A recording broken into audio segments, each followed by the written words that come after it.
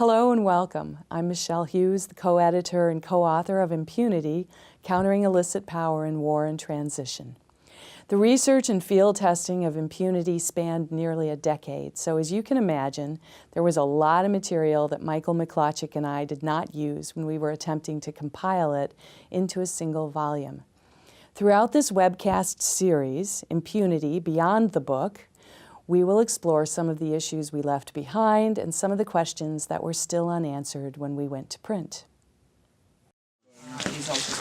Okay, so the police and the Marines are going to search your compound. Is there anything dangerous that we need to know about?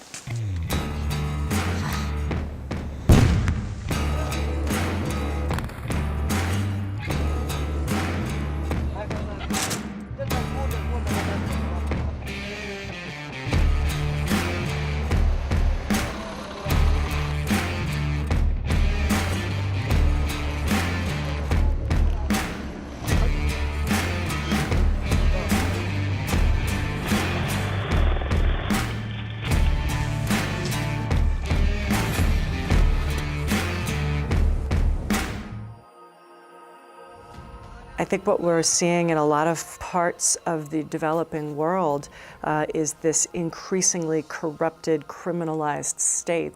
We haven't seen anything like our present day, the way ISIS is using women. The impunity has been deeply embedded into a culture at all levels. It's a way of life. You have state actors and you have non-state actors. Where immorality and criminality have wormed their way into society to such an extent that the function of rule of law no longer moves as it should. What appeared to be a network of independent shipping companies, port authorities, and maritime service providers turned out to actually be a very hierarchical power structure that was operating with official Russian government sanction. These groups were deeply invested in organized crime, in the narcotics trade.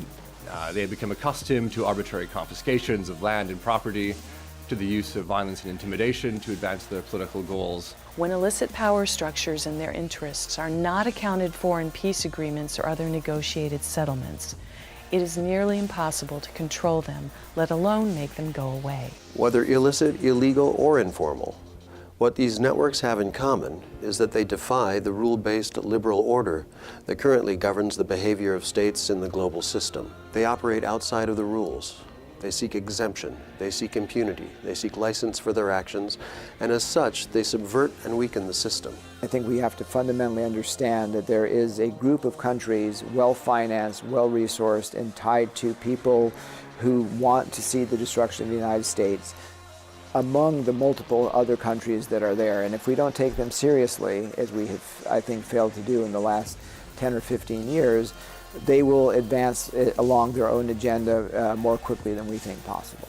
When do you intend to hold democratic elections? This will be more dependent on the outcome of our dialogue with the international community and the peaceful situation in our country.